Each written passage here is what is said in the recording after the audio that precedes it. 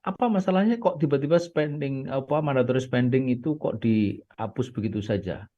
Nah, Ada apa di balik? persoalannya itu persoalan saya tidak tahu. Alasannya disebutkan kan ada kewajiban negara untuk pendidikan 20%. Itu sudah Ya, ya, mandatory ya, spending. ya, ya. Alasannya itu karena kalau semua minta seperti itu, setiap bidang minta, kedokteran Hmm, kesehatan minta 5%, hmm, APBN, terus bidang PU minta berapa persen, semua jumlahnya lebih dari 100% gitu loh. Tapi ya. keharusan, jadi yang namanya kesehatan itu adalah hak dasar warga negara dan Sebagainya pendidikan. kewajiban konstitusi dari negara ini. Negara ini didirikan itu dalam undang-undang Mukodimah Undang-Undang Dasar 45 disebutkan tujuannya mensejahterakan kehidupan bangsa dan mencerdaskan apa ya kehidupan rakyat dan mencerdaskan kehidupan bangsa. Ya, Kesejahteraan itu salah satu unsurnya yang pokok adalah kesehatan. ya, kesehatan Jadi dan termasuk pendidikan. hak asasi manusia Ya, juga. Nah, ya. contohnya kenapa ada program yang namanya Jaminan Kesehatan Nasional. Mm-mm. Di dalam Jaminan Kesehatan Nasional itu ada 92 juta rakyat miskin yang iuran BPJS-nya dibayar oleh negara. 92 Itu juta. 92 juta rakyat miskin, Hmm, hmm, PBI istilahnya ya, hmm, program bantuan apa itu kesehatan. Itu hmm, itu dibayar negara dari mana uangnya? Dari yang mandatory spending itu. hmm. Ya, ya, ya. Termasuk subsidi berbagai hal yang berlaku untuk rakyat miskin.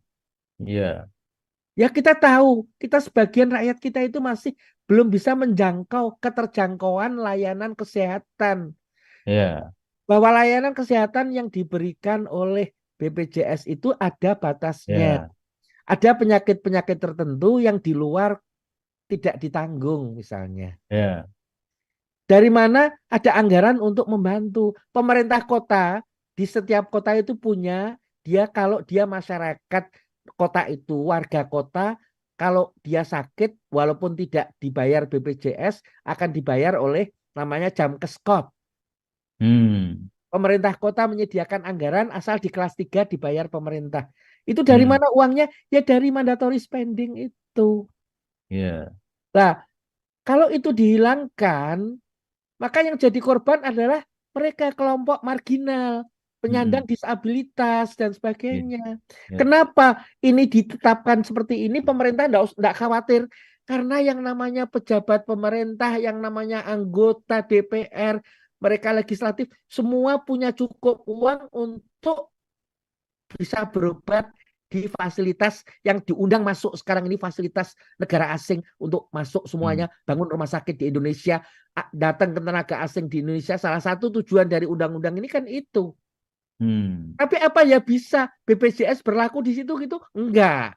Ya, Yang baru saja diresmikan oleh Erick Thohir, ya Menteri Erick Thohir di Bali, Bali hmm, International Hospital itu tidak terima pasien BPJS.